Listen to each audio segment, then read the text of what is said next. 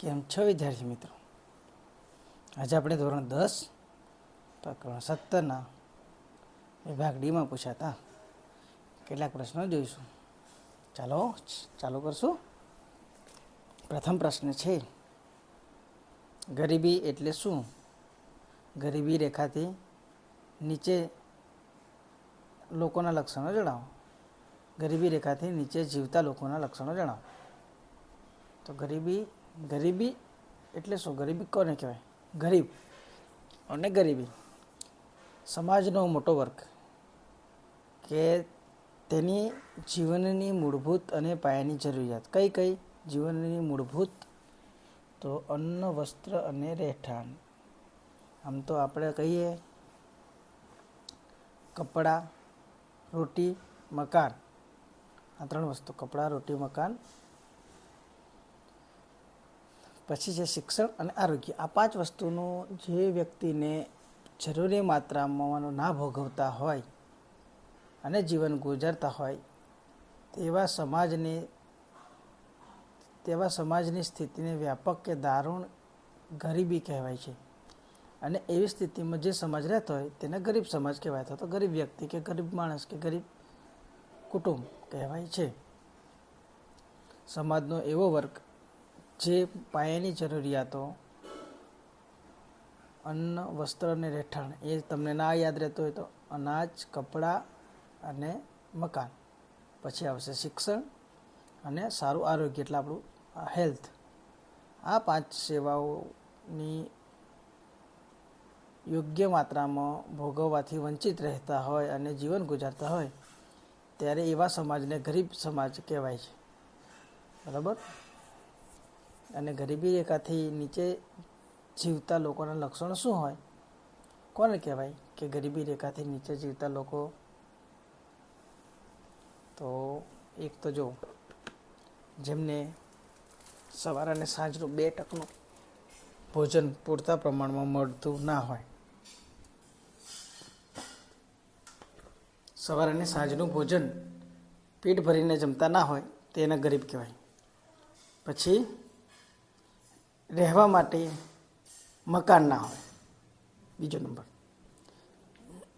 ત્રીજો નંબર, ના છૂટકે ગંદા કે અસ્વચ્છ વિસ્તારોમાં. અસ્વચ્છ એટલે ગંદો જ્યાં હોય, ગંદકી હોય, મચ્છરનો ઉપદ્રવ હોય છે, આપણને ચાલવાનું પણ ના ગમતું હોય એવી જગ્યાએ વસવાટ કરતા લોકો હોય, એવી જગ્યાએ વસવાટ કરવો પડતો હોય. 4 નંબર, તેની આવક સરકારે નક્કી કરેલી આવક કરતાં ઓછી હોય. 5 નંબર, તેનું આયુષ્ય, બધા લોકોનું સરેરાશ આયુષ્ય 70 વર્ષ હોય, પણ જે ગરીબી રેખા નીચે જીવતા હોય એ લોકોનું ખાવાનું, રહેવાનું, આરોગ્યને લગતી સુવિધાઓની અછતના કારણે તેઓ ઓછામાં ઓછી ઉંમર 70 વર્ષ જીવી શકતા નથી. 40 વર્ષ, 50 વર્ષે કોઈ રોગના ભોગ બનીને મૃત્યુ પામે છે. પછી છે નેક્સ્ટ, નિરક્ષર. એટલે ગરીબીને કારણે તેઓ સારું ભણી નથી શકતા. ઓછી ઉંમરમાં, નાની ઉંમરમાં કામે લાગી જવું પડતું હોય છે, એટલે એના કારણે તેઓ નિરક્ષર રહેતા હોય છે. પછી આગળ છે પોષણક્ષમ આહાર. ગરીબીના કારણે ફ્રૂટ્સ ના ખાઈ શકે, ઘી ના ખાઈ શકે, એટલે જે એમને દાળ ભાત અને રોટલું, ગરીબ લોકોનો મુખ્ય ખોરાકમાં કંઈક રોટલો હોય ને દાળ હોય ને ભાત હોય, તેઓ હેલ્ધી ખોરાક, ફ્રૂટ્સ, ઘી, પનીર, આવી વિવિધ આઈટમો જે પોષણક્ષમ આહાર હોય એ મેળવી શકતા નથી, જેના કારણે તેમને શરીરમાં યોગ્ય પોષણ મળતું નથી અને એમને જેથી ભવિષ્યમાં રોગોથી પીડાવવું પડતું હોય છે. જેમના બાળકોની કુટુંબની આવકમાં વધારો કરવાની ફરજ જ્યારે બાળકોને ભણવાની ઉંમર હોય એ ઉંમરે એમને મજૂરી કે કામ ધંધે જવું પડતું હોય છે. આ એનું એક મુખ્ય કારણ છે ગરીબીનું. જો ભણશે તો નોકરી કરશે તો જ તેનું કુટુંબ આગળ આવશે, પણ ગરીબીના લીધે બાળક ભણી શકતું નથી. પછી જેમના બાળકો કુપોષણના લીધે બાળકો મૃત્યુનું પ્રમાણ પણ કેવું હોય છે? ઊંચું હોય છે. અને અસમજતાના લીધે તેમના કુટુંબમાં પણ બાળકોની સંખ્યા પણ વધુ હોય છે. જોઈશું નેક્સ્ટ બીજો પ્રશ્ન.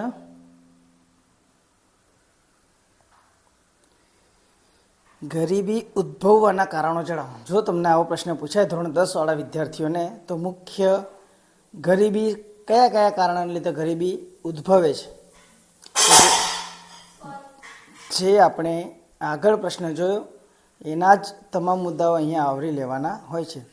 જો ગરીબી ઉદ્ભવવાના એટલે ગરીબી કયા કારણને લીધે ગરીબી ઊભી થાય, તો કૃષિ ક્ષેત્રે એટલે ખેતીના ક્ષેત્રે અપૂરતો વિકાસ, અપૂરતી સિંચાઈની સવલતોના કારણે ખેતીમાં આવકમાં શું થાય છે, ઘટાડો.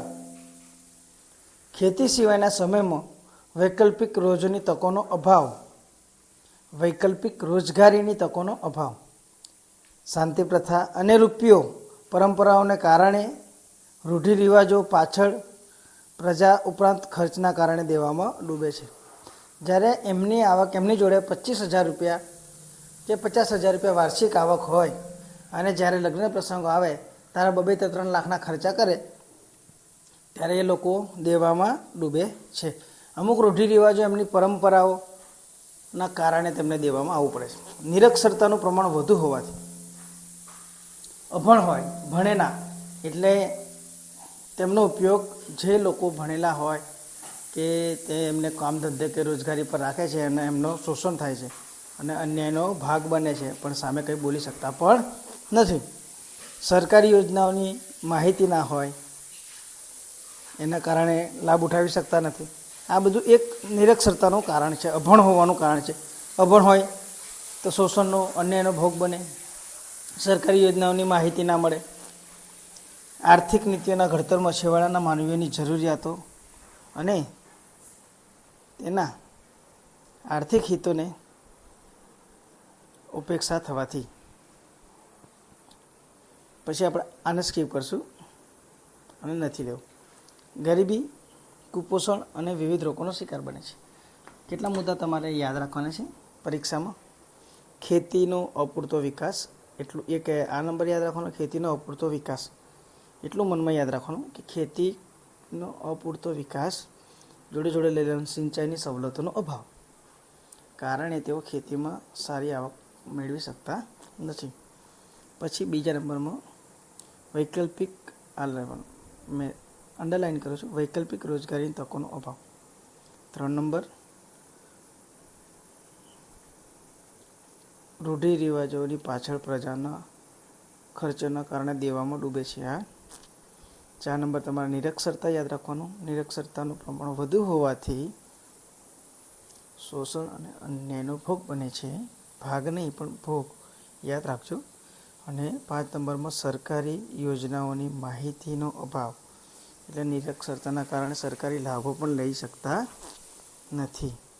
5 થયા મુદ્દા. હવે જોઈશું 6થો મુદ્દો. આમ 2 મુદ્દાને આપણે નહીં યાદ રાખીએ તો એક ટાઈમ ચાલશે.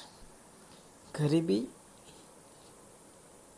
કુપોષણ અને વિવિધ રોગોનો શિકાર બને છે. ગરીબીના કારણે વ્યક્તિ કુપોષણ અને વિવિધ રોગોનો શિકાર બને છે. પછી 1 નંબર આ લેશું. પછી 1 આ લેશું. વસ્તી વૃદ્ધિનો દર વધ્યો, એટલે વસ્તી વધ્યો. અજ્ઞાનતાના કારણે એક કુટુંબોમાં 7 થી 10 બાળકો પણ ક્યારેક હોય છે. અને મૃત્યુદર ઘટ્યો. આ 7 મુદ્દા યાદ રાખવાના છે. એક, ખેતી ક્ષેત્રે અપૂરતો વિકાસ. બીજો, વૈકલ્પિક રોજગારીની તકોનો અભાવ. 3, રીતિ રિવાજો પાછળ ગાંડો ખર્ચો કરવાને કારણે. 4 નંબર નિરક્ષરતા. આ ખાસ યાદ રાખજો. 4 નંબર નિરક્ષરતાનું પ્રમાણ વધુ હોવાથી શોષણ થાય છે એમનું, અને અન્યાય થાય તો અન્યાયનો ભોગ બને છે, તેમનો સામનો કરી શકતા નથી. પછી 5 નંબર છે કે સરકારી યોજનાઓનો લાભ ઉઠાવી શકતા નથી. 6 નંબર છે કુપોષણ અને વિવિધ રોગોનો શિકાર બને છે, તેના કારણે ગરીબી વધે છે. અને 7 નંબર છે વસ્તી વૃદ્ધિનો દર વધ્યો છે, મૃત્યુદર ઘટ્યો અને સરેરાશ આયુષ્યમાં વધારો થયો, તેના કારણે પણ ગરીબી ઉદ્ભવી શકે છે. એક કુટુંબમાં 7 થી 8 બાળક હોય અને એક બીજા કુટુંબમાં 1 જ બાળક હોય, તો જે 7 થી 8 બાળકવાળો પિતા અને માતા બાળકોને જોઈએ તેવી સગવડ નહીં આપી શકાય. જ્યારે એક જ બાળક હશે તો તેને સારા કપડાથી માંડીને સારું શિક્ષણ તમામ ક્ષેત્રે તેને સારી રીતે તેનું લાલન પાલન કરી શકાય છે. આટલા મુદ્દા ખાસ યાદ રાખવાના છે ગરીબી ઉદ્ભવવાના કારણો. જોઈશું નેક્સ્ટ પ્રશ્ન 3. તમારે આ પ્રશ્નોની નોંધ બનાવી લેવાની છે. ખાલી 5 થી 6 લીટી લખી દેવાની છે અને 2-4 વખત વાંચવાની છે અને 2-3 વખત એને લખવાના છે. એટલે 100% તમને આ પ્રશ્ન કોઈ પણ બાળક હશે, મંદ બુદ્ધિથી માંડીને તીવ્ર બુદ્ધિવાળું બાળક હશે તે પણ યાદ રાખી શકે છે. જોઈશું નેક્સ્ટ.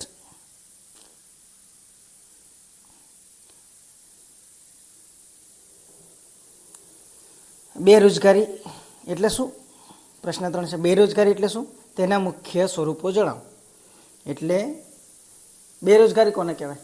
તો તમારે બેરોજગાર કોને કહેવાય એ તમારે ક્યાંય જોવાની જરૂર નથી. તમારા ઘરની આજુબાજુ જે સારું ભણેલા વ્યક્તિઓ છે, જે વ્યક્તિઓ સારું ભણેલા છે તેમ છતાં પણ તેને યોગ્ય નોકરી મળતી નથી, એ તમામ વ્યક્તિઓને બેરોજગાર કહેવાય છે. અને તેનું મુખ્ય સ્વરૂપ જણાવો. તો તમારે યાદ રાખવાનું કે જેની ઉંમર 15 થી 60 વર્ષની હોય, જેની ઉંમર 15 થી 60 વર્ષની હોય, જે બજારમાં પ્રવર્તતો વેતન દર હોય, એટલે દાખલા તરીકે સરકારે માન્ય કરેલું હોય કે 500 રૂપિયા પર વ્યક્તિ દીઠ ઓછામાં ઓછું વેતન આપવાનું હોય છે, તો એવી ઈચ્છા ધરાવતી વ્યક્તિ કામ કરવા યોગ્ય શક્તિ હોય, યોગ્ય લાયકાત ધરાવતી હોય અને કામની શોધમાં હોય છતાં પણ તેને કામ મળતું નથી, તો તેને બેકાર અથવા તો બેરોજગાર, બેકાર નથી પણ બેકાર છે, બેકાર શબ્દ છે, તેવા વ્યક્તિને બેકાર વ્યક્તિ કહેવાય. જેની ઉંમર 15 થી 60 વર્ષની હોય, આપણે અહીંયાથી ચાલુ કરશું વાક્ય. જેની ઉંમર 15 થી 60 વર્ષની હોય, ઓછામાં ઓછું નક્કી કરેલા વેતનના દરે કામ કરવાની ઈચ્છા ધરાવતી હોય, કામ કરવા યોગ્ય પણ હોય, એની સાથે એની શારીરિક રીતે યોગ્ય હોય, માનસિક રીતે પણ યોગ્ય હોય, એટલે કામ કરવા યોગ્ય શક્તિ અને યોગ્ય લાયકાત ધરાવતી હોય અને કામની શોધમાં હોય છતાં પણ તેને કામ મળતું નથી, આવી વ્યક્તિને શું કહેશું આપણે? બેકાર અથવા તો બેરોજગાર કહેવાય છે. બેરોજગાર. અને બેરોજગારી કોને કહેવાય? તો આવી સામૂહિક પરિસ્થિતિ ભેગી થાય, ઘણા બધા વ્યક્તિઓ ભેગા થાય અને તેમને રોજગારી મળતી નથી, તો આવી સામૂહિક પરિસ્થિતિ ઊભી થાય ત્યારે એને બેરોજગારી કહેવાય. બેરોજગારીના મુખ્ય સ્વરૂપો કયા કયા? તો મોસમી બેરોજગારી, આ છે એક મોસમી બેરોજગારી.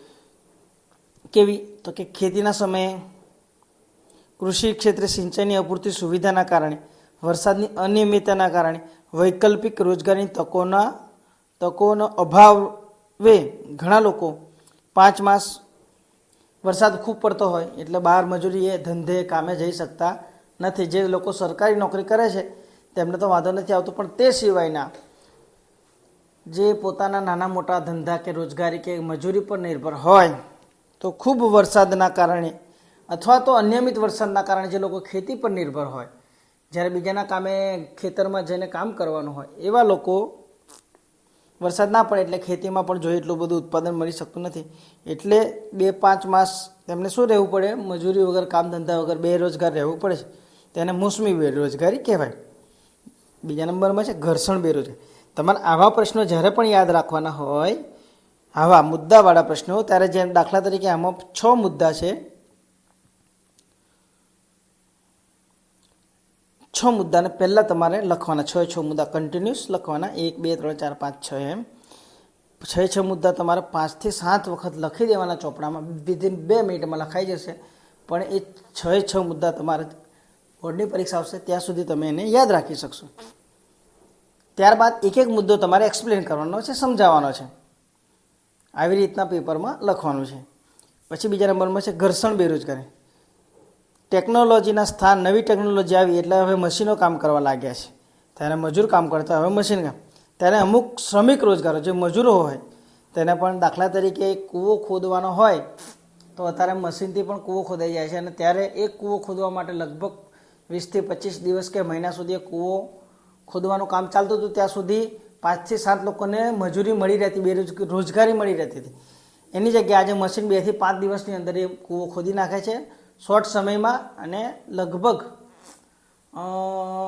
લેબર ઓછી મજૂરીમાં પૂરું થઈ જાય છે. એટલે લોકો હવે મશીનનો વધારે ઉપયોગ કરે છે. એવી રીતના જેમ ટેકનોલોજીના સ્થાને નવી ટેકનોલોજી આવી અને ત્યારે જે મજૂર લોકોનું કામ મળવાનું બંધ થયું, એને ઘર્ષણજન્ય બેરોજગારી કહેવાય. પછી માળખાગત બેરોજગારી. ભારતીય અર્થતંત્ર પાછળ ચુસ્ત છે, સ્થિતિ ચુસ્ત છે. સામાજિક પછાતપણું, પરંપરાગત વિચારો, નિરક્ષરતા અને માળખાકીય સુવિધાનો અભાવના કારણે આ માળખાગત બેરોજગારી જોવા મળે છે. પ્રચ્છન્ન કે છુટ્ટી બેરોજગારી. કોઈ કામ ધંધા વ્યવસાય કે પ્રવૃત્તિમાં જરૂરી કરતાં વધુ શ્રમિકો રોકાયેલા હોય અને આ વધારાના શ્રમિકના ઉત્પાદન કાર્યમાં ખોટ લેવાથી કુલ ઉત્પાદનમાં કોઈ ફેર પડતો નથી, તો વધારાના છુપા બેરોજગાર કહેવાય. ઔદ્યોગિક બેરોજગારી. ઔદ્યોગિક ક્ષેત્રે થતા ફેરફારોને લીધે જો વ્યક્તિને ટૂંકા કે લાંબા સમય માટે કામ વિનાનું થવું પડે ત્યારે ઔદ્યોગિક રોજગારી ઊભી થાય છે. ઔદ્યોગિક બેરોજગારી ઊભી થાય છે. અને શિક્ષિત બેરોજગારી. દાખલા તરીકે તમે પીટીસી કર્યું છે, કોલેજ કરી છે, બીએસસી કર્યું, બીએડ કર્યું કે એન્જિનિયરિંગ કર્યું, ડૉક્ટર બન્યા, ત્યારબાદ પણ તમને નોકરી નથી મળતી, તો તમે શિક્ષિત બેરોજગાર કહેવા છો. તો અહીંયા ઓછામાં ઓછું માધ્યમિક શિક્ષણ મેળવ્યું હોય અને જે વ્યક્તિ બેરોજગાર હોય તેને શિક્ષિત બેરોજગારી કહેવાય છે. વિદ્યાર્થી મિત્રો, ખૂબ મજા આવશે. પ્રશ્નો